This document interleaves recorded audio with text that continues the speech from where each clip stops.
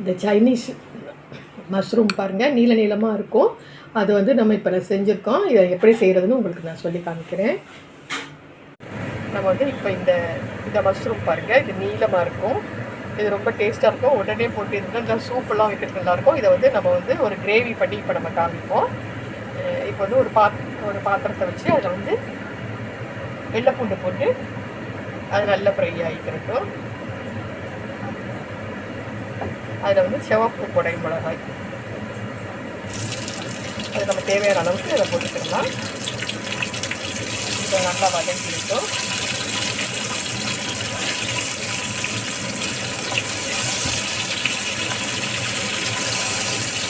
அதுலேயே ஒரு cup onion, ஒரு சின்னதாக ஒரு வெங்காயம் கட் பண்ணி கொடுத்துக்கலாம்.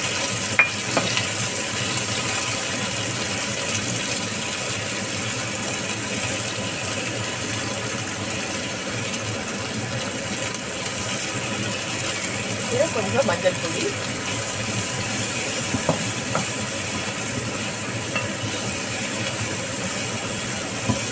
கொஞ்சம் மிளகாய்த்தூள், அதை நல்லா கலக்கிக்குவோம். அதை சேர்த்து ஒன்றா கலக்கணும்.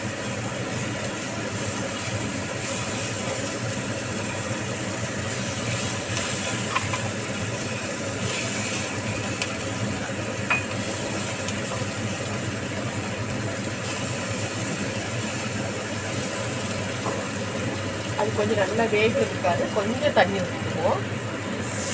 ஒரு 1/4 கப் தண்ணி ஊற்றிக்குவோம்.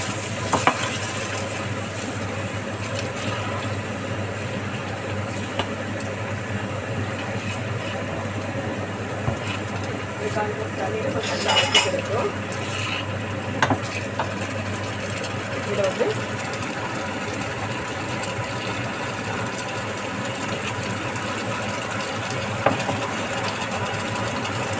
கொஞ்சம் சோயா சாஸ், கொஞ்சம் ஃபுல் சோயா சாஸ் கொஞ்சம் நல்லா அது நல்லா எண்ணெய் பிரிஞ்சு வர அப்படியே கொஞ்சம் நேரம் நம்ம வச்சுக்குவோம். பாருங்கள், நல்லா கொதிச்சு எண்ணெய் பிரிஞ்சிச்சு. இதுக்கு தேவையான அளவுக்கு சால்ட் போட்டுக்குவோம். சால்ட் போட்டு நல்லா கிண்டிட்டு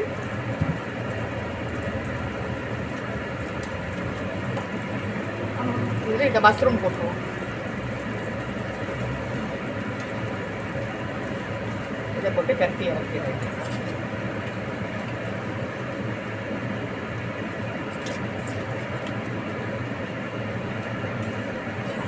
நல்லா இது வச்சுக்கணும்.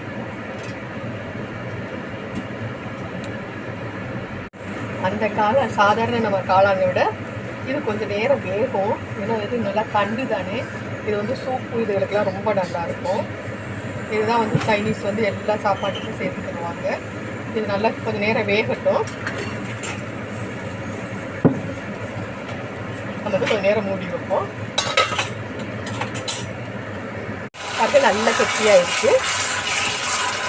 இந்த அளவுக்கு இருந்தால் நம்மளுக்கு போதும். இது வந்து சப்பாத்தி, இடியப்பம், தோசை, இட்லி எல்லாத்துக்குமே இது ரொம்ப நல்லாயிருக்கும். இது ரொம்ப இந்த காளான் வந்து ரொம்ப டேஸ்ட்டாக இருக்கும். இதை செஞ்சு பாருங்கள், ரொம்ப சூப்பராக இருக்கும். பாருங்கள், இது வந்து நம்ம நல்லா செஞ்சாச்சு. ரொம்ப டேஸ்ட்டாக இருக்கும். இது ரொம்ப ஈஸி. இதை நீங்களும் செய்யுங்க, சாப்பிடுங்க. சப்ஸ்கிரைப் பண்ணுங்கள், லைக் பண்ணுங்கள், ஷேர் பண்ணுங்கள். தேங்க்யூ, பாய்.